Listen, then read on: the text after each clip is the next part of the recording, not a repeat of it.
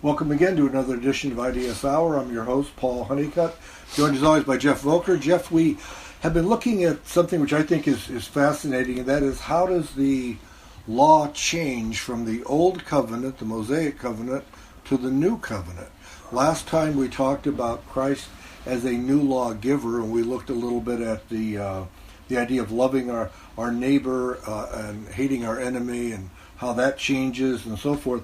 Today we want to talk about something probably even a little more controversial. That's divorce and remarriage. Well, remember just to remind our folks that the little syllogism of covenant theology, is that all law is based on God's character. God's character doesn't change, therefore God's law doesn't change. And it's just that, maybe because of my background, going to a covenant theological seminary, being Presbyterian, but that phrase just rolls off my tongue. But I don't believe it's accurate. We all agree that God's character doesn't change, but His law does change. And so that's what we're looking at. So divorce, remarriage. So let's go first to the law of the Old Covenant, Mosaic law, and which is Deuteronomy chapter 24. When you talk about divorce, remarriage, the issue of adultery is very simple. We're not even going to go there, because if you were caught in the act of adultery, you were killed, stoned to death. So that took care of that. There's no question about divorce. I mean, as far as remarriage, it's because they're dead. But here we have Deuteronomy 24, verses 1 through 4. If a man marries a woman who becomes displeasing to him. Now, there's a little bit of a controversy over the displeasing. The point of view is they're not really sure, because we know it's not adultery, because that's dealt with stoning. But so let's just leave it sort of generic. If a man marries a woman who becomes displeasing to him because he finds something indecent about her, and he writes her a certificate of divorce, gives it to her, and sends her from his house. And if after she leaves his house, she becomes the wife of another man, and her second husband dislikes her and writes her a certificate of divorce, gives it to her, and sends her from his house, or if he dies, then her first husband, who divorced her, is not allowed to marry her again after she has been defiled. That would be detestable in the eyes of the Lord. Do not bring sin upon the land the Lord your God is giving you as an inheritance. Okay, what's going on? Well, it does seem as though that this finding something displeasing in your wife, we'll leave that generic, since we have no way of really narrowing it down. Of course, we said it can't refer to adultery. But so if you find something displeasing, now we should note that this is for the man's freedom in the man. I don't think the woman has that freedom. There's this great discrepancy in Mosaic law between what the man could do and the woman could do, but that's a whole another discussion. But it was clearly there. But if the woman becomes displeasing to her husband, he can divorce her. All he has to do is to write her a certificate of divorce, which seems to give her, protect her rights. She did have some rights, not a lot, but some. And so in this idea is that he gives her the certificate of divorce, and then he sends her away from his house. Then she marries another man. So this issue of remarriage is simply assumed. So divorce with remarriage is assumed unless there is a string attached. And in this case, there is a string attached that she's allowed to, when she gets divorced, remarry, keep going. If the second guy gives her a certificate of divorce, sends her from his house, she can marry another guy. But she's not allowed to marry the first guy back again. So let's say the second guy dies, doesn't divorce, but she can't go back to the first guy. Now that is something unique to Mosaic law. We're going to see that that's not brought up under the law of Christ, but that is a string attached, an exception clause where remarriage is not allowed. You're not allowed to marry your first the person you were first married to, your number one first spouse, because the Moses describes that would defile the land. Now, there's no other information said about that, but that is all that the Old Covenant says about divorce under the Mosaic Law and remarriage. That's it. Besides, of course, the stoning to death if you're caught in the act of adultery. Okay? So you have that. So now we turn to Matthew 19.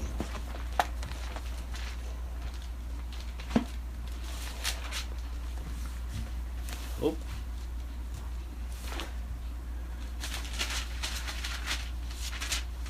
Okay, now here we have, of course, Jesus came under the Mosaic Law, but in this context, we're going to see he's now, in effect, sort of an extension of the law of the Sermon on the Mount. He is talking about a new version of law with regard to divorce and remarriage, and I think we'll see that in the context. Verse 1: When Jesus had finished saying these things, he left Galilee and went into the region of Judea to the other side of the Jordan.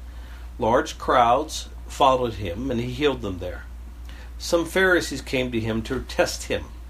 They asked, "Is it lawful for a man to divorce his wife for any and every reason?"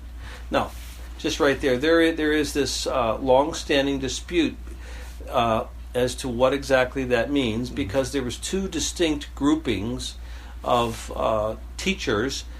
One was they followed the Rabbi Hillel, and there's another following the Rabbi Shammai. Hillel's view was that divorce was allowed for any reason, so incompatibility, that sort of a thing. Whereas Shammai said, no, it's a much more limited divorce. My opinion is it seems to be rather broad, because all it says is find something displeasing about her. Okay. But he's asked this question, so that seems to reflect, from my point of view, Deuteronomy 24. Then Jesus says, "Haven't you read," he replied, "that at the beginning the Creator made them male and female, and said, for this reason a man will leave his father and mother and be united to his wife, and the two will become one flesh. So they are no longer two but one. Therefore what God has joined together, let man not separate." So he's referring back to creation there, that God's intent in marriage is that husband and wife be together, until they die. "Why then," they asked, "did Moses command that a man give his wife a certificate of divorce and send her away?" First off, Moses didn't command that. Moses now said that if you want to get a divorce, you can, but if you do, you have to give a certificate of divorce. So that's different from saying Moses commanded you to that a man give his wife a certificate of divorce and send her away. But that's because we see that in the next verse, verse 8. Jesus replied, "Moses permitted you to divorce your wives because your hearts were hard, but it was not this way from the beginning." So let's stop there. What does it mean when it says that your hearts were hard? From my point of view, or ours, that since Israel is that temporary, unbelieving picture, the people of God, therefore, as God's people, they were an unbelieving picture, therefore their hearts were hard because they were slave to sin. It does seem to me that's what this means. That it's referring to that there is this original, the original, as we were sort of understanding of marriage back in the garden. But when we get to the Old Covenant era with the Mosaic Law, he now gives a sort of a new version of divorce and remarriage. And this is rather loose version. And then now we're going to see that once we get to the New Covenant era under the law of Christ, he's going to raise it back up again, which I admit causes some folks a bit of angst, trouble, but it does seem to be exactly what he's talking about. So pick it up in verse 8. "Moses permitted you to divorce your wives because your hearts were hard." that is, unbelieving Israel. But it was not this way from the beginning. I tell you that anyone who divorces his wife, except for marital unfaithfulness, and marries another woman, commits adultery. Now that this is the key section. So let's talk about this for a second. So now he is narrowing the the possibilities of a biblical divorce. He says it's only for marital unfaithfulness. Now, I think we would probably talk in terms of unrepentant marital unfaithfulness, because the concept of, a believer, if you're married to this person and this person commits adultery but repents and is seeking forgiveness, quite frankly, it is since we're commanded to forgive, it is unthinkable that they would just say no and bail out marriage. So my opinion is that when it says marital unfaithfulness, it's talking about unrepentant marital unfaithfulness. But again, he's giving this, though, he's still under the Mosaic law. Right, so you'd have to say what he's doing. He does this elsewhere also. He's sort of giving a sneak preview. Yeah, because you would think, if I'm a Jew listening to this, I say, well, what do you mean, divorce her? She's going to be stoned. Right. She's going to be put to death anyway. Right. And so, it just kind of, so Jesus is assuming you're thinking a little bit here. Well, just a little bit. All. Just a skosh. Big leap, yeah. Big leap. So that's the idea. Okay. Yeah. So what he's saying is that anyone who divorces his wife for any reason other than marital unfaithfulness is committing, is in sin. That is an unbiblical divorce. Well, if you took, not to be an English teacher, but if you took that clause out except for marital unfaithfulness, I tell you that anyone divorces his wife and marries another woman commits adultery. Right. You could almost make that statement. Right, and because the reason why, if you have a divorce for any reason other than unfaithfulness, and you marry another person, you are entering into an unlawful relationship, because you're not free to have that relationship, because that's an unbiblical divorce. Therefore, you're committing adultery. Right. So now, but then let's sort of rephrase this a little bit. But if you have a divorce for marital unfaithfulness and you marry another person, you're not committing adultery. Because the concept is, we go back to Deuteronomy 24, remarriage is assumed unless there's a string attached. We know that one string attached back in Deuteronomy 24, Mosaic law, that the woman that is not allowed to marry her first husband if after she gets divorced, marries somebody else. So here, it would seem to me that that's what they're saying, that okay, because since remarriage is assumed and there's no string attached, therefore, if I divorce my wife for marital unfaithfulness, therefore a biblical divorce, no sin, therefore I'm free to marry someone else, I'm not committing adultery. So that's how I would read it. Okay, so we have that. But we have now, let's finish this account. The disciples said to him, if this is the situation between this husband and wife, it is better not to marry. Jesus is clearly narrowing severely, the possibilities of a biblical divorce. Very broad. Find something you dislike about her. Has to be marital unfaithfulness. Has to be. Okay. But then Jesus' answer is very telling. Verse 11 and 12, Jesus replied, not everyone can accept this word, but only those to whom it has been given. For some are eunuchs because they were born that way, others were made that way by men, and others have renounced marriage because of the kingdom of heaven. The one who can accept this should accept it. So what Jesus is saying is that, okay, granted, most of you are going to get married, even though the possibilities of divorce are very small. But there is this possible status of biblical singleness, and that this exists with a special enabling of God. You can be single without immorality. not the modern sort of swinging single with immorality, have your cake and eat it too sort of approach to life, but singleness without immorality. So that we have here in the gospel. So Jesus seems to be, he makes the same sort of sneak preview of new covenant law when he declares that all things, in response to a question, all foods are clean.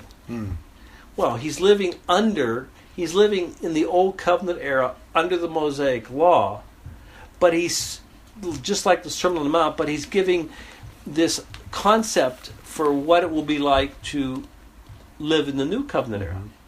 That seems to be the idea. So if you turn to 1 Corinthians 7, now we're going to the second and last place that talks about divorce and remarriage.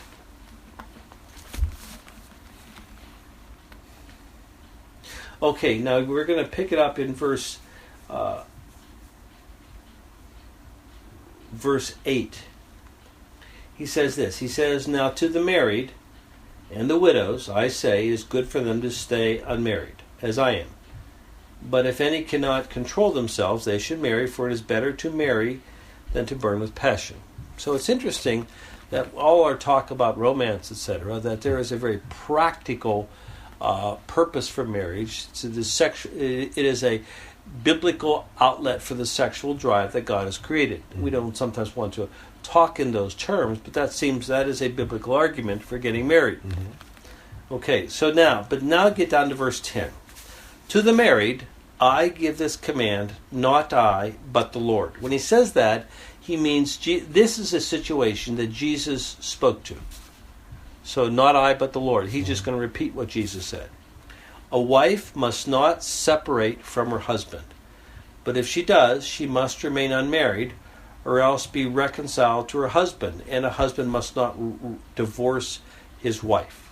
Now that's sort of a couple things we need to kind of make note of. First, it's interesting that we did note that under the Mosaic law, Deuteronomy 24, the woman seemed to have no right to initiate divorce.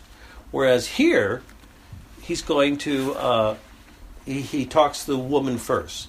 But he says, a woman must not separate from her husband. Now, if we just had that, we would tend to think in terms of modern day separation, which is very common. Husband and wife don't get along, fall out of love, whatever. And then for various reasons, sometimes the husband is too cheap. He doesn't want to pay for divorce, so they just live separate lives. Or it's just too complicated, it's too involved. But they live separate lives, okay, but they're still, quote, married. But here, another term for separate is in verse 11, where it talks about, and a husband must not divorce his wife. So in this context, separate means divorce. So that means there is no concept of separation in the modern understanding, that if there's a husband and wife who are professed believers who are having difficulties, the idea of let's separate for a season is unbiblical.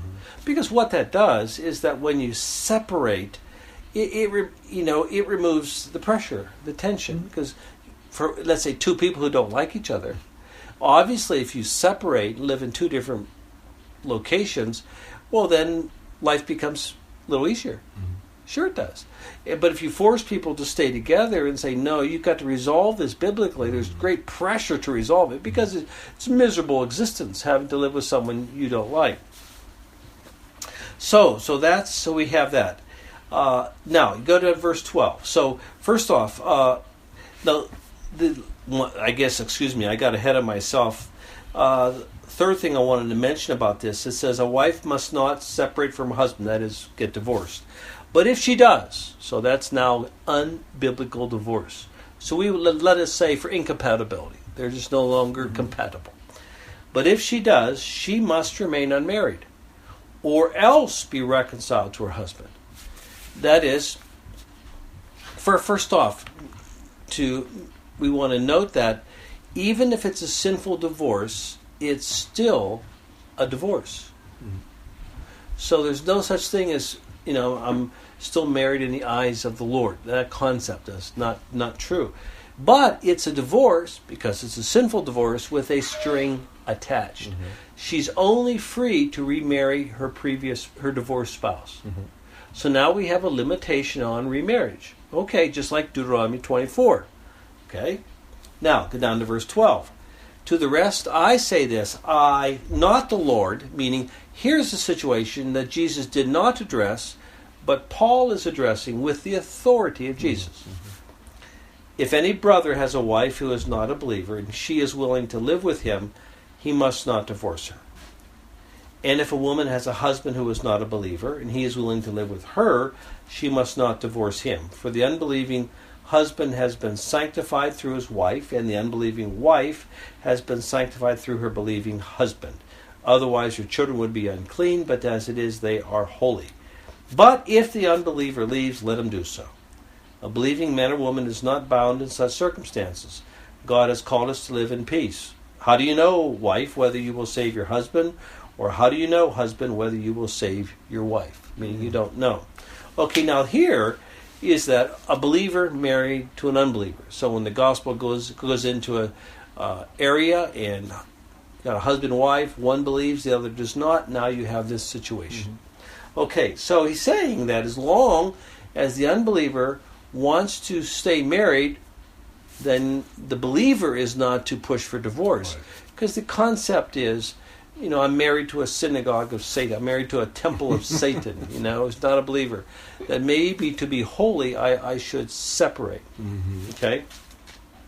Of course, no. But Paul says no. As long as she or he is willing to live with you, then mm-hmm. Then you stay married.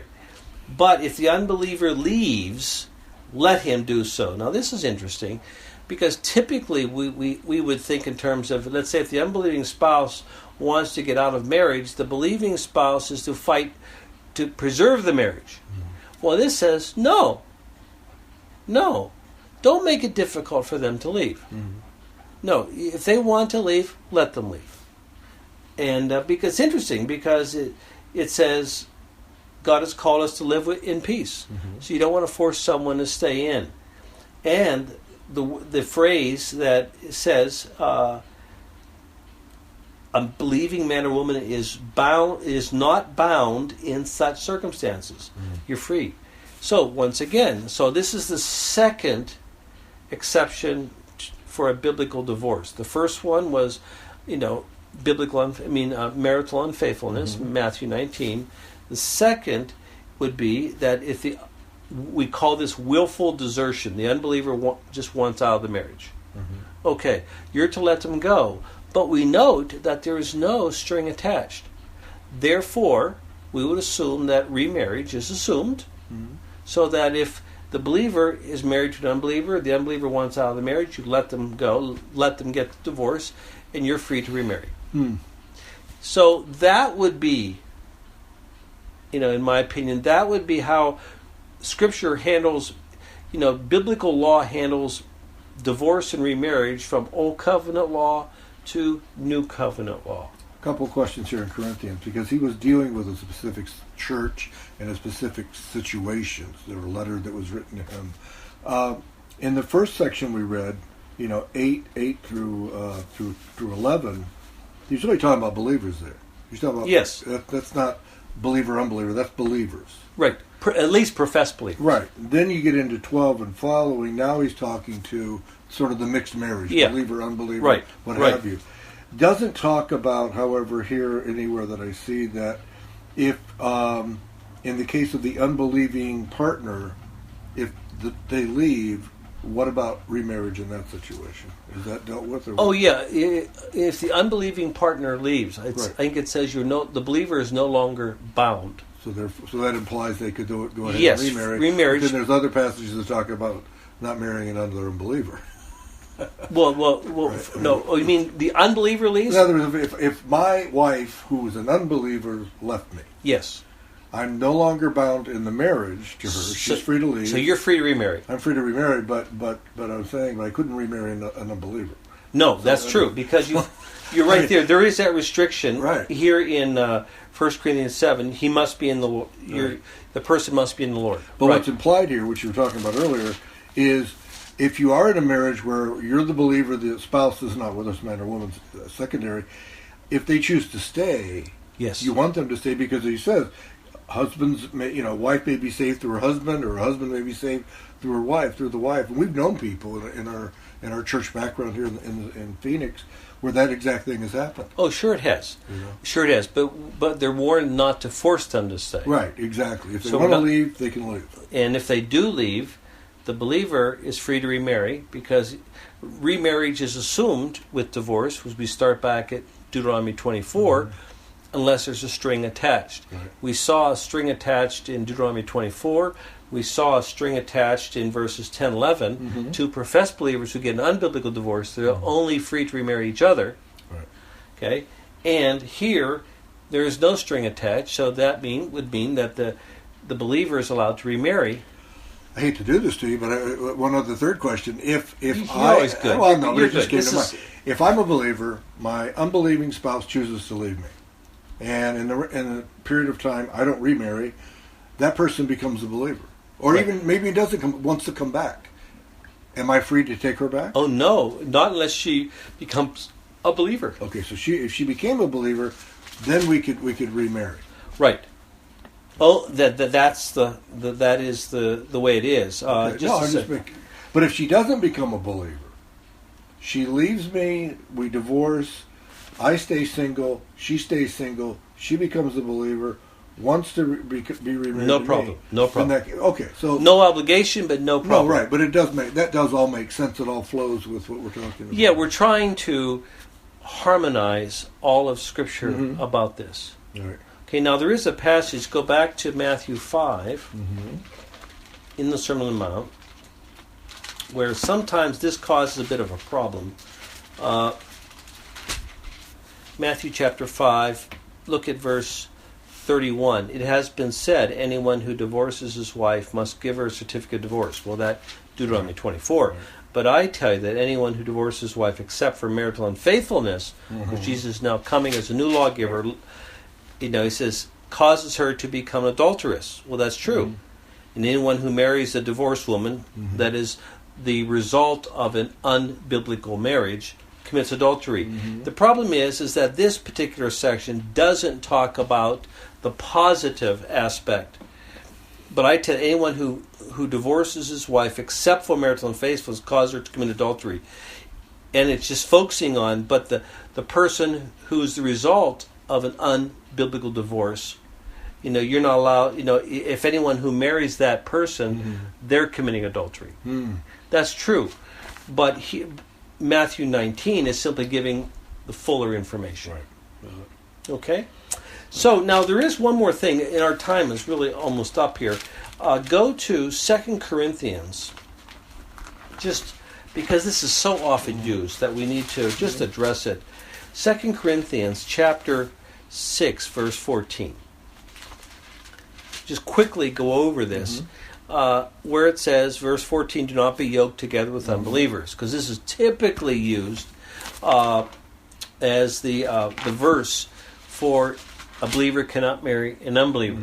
The problem with that, because first off, if you're going back to 1 Corinthians 7, where it's talking in terms of limitations,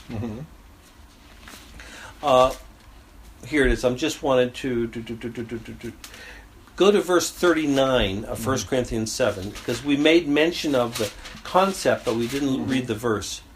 A woman is bound to her husband as long as he lives, but if her husband dies, she's free to remarry anyone she wishes, but he must belong to the Lord. So that's the restriction of remarried. A believer can only marry a believer. Here, this is the passage that is commonly used, but I don't think it applies. Do not be yoked together with unbelievers, for what do righteousness and wickedness have in common? Or what fellowship can light have with darkness? What harmony is there between Christ and Belial, false god? What does a believer have in common with an unbeliever? Meaning nothing. What agreement is there between the temple of God and idols? For we are the temple of the living God. As God has said, I will live with them and walk among them, and I will be their God, and they will be my people. Therefore, come out from them and be separate, says the Lord. Touch no unclean thing, and I will receive you. I will be a father to you, and you will be my sons and daughters, says the Lord Almighty. Now, the reason I don't think this applies is because it says, the instruction says in verse 17, therefore come out from them and be separate. Well, that violates 1 Corinthians 7, 12 and following, where we're specifically told that if we're married to an unbeliever and they don't want to leave the marriage, we're not to get a divorce. That's why I think in the context of this, this is actually talking about false teachers, which is the context of 2 Corinthians. So that's another discussion. Good point. Also going back to this is what we would call a curiosity question. Especially, I'm very curious, you noticed that. Yes, well that's half the fun of it. Yeah. But where we talked about that the unbelieving spouse has been sanctified through the believing spouse, okay, and the children, what is it? And the unbelieving, okay, otherwise your children would be unclean, but as it is, they are holy. So in my Presbyterian background, of course, this was used by some theologians to justify infant baptism, that children are somehow, special, guaranteed to be believers, whatever the variety of ways of explaining it. But I don't think that's so. I think the context of the entire chapter of 1 Corinthians 7 is marriage. And all Paul is saying that a marriage between a believer and an unbeliever is still legit in God's eyes. And children that come from that relationship are not bastards, but are legitimate in God's eyes, because this seems to be addressing, let me rephrase that. We typically focus on the children, but no one talks about. Wait a minute! Whatever he says about the children, he's saying about the unbelieving husband or spouse. So, if you're saying that somehow the children have a special status with God, give them infant baptism, you must also say the unbelieving spouse has a special status. And no covenant theology or infant baptism denomination, Presbyterian example, would ever do that. So all this means is that the relation that a marriage between a believer and unbeliever is legit in God's eyes. So that's all we've got to say on the subject. But law does change. Law does change. God's character doesn't change, but His law clearly changes from Mosaic law to law of Christ. Well, I'm sure you may have questions about this particular topic. If you do, address them to him. You can reach him at 480-313-8558, or my email address is volker.geoff@gmail.com, or you can catch me on Skype, whatever. I'm easy to find, and I would be glad to talk with you about this stuff. Just don't wait expectantly for long emails. I will answer with a short email and set up a phone call to talk about this stuff in detail. We'll see you next time.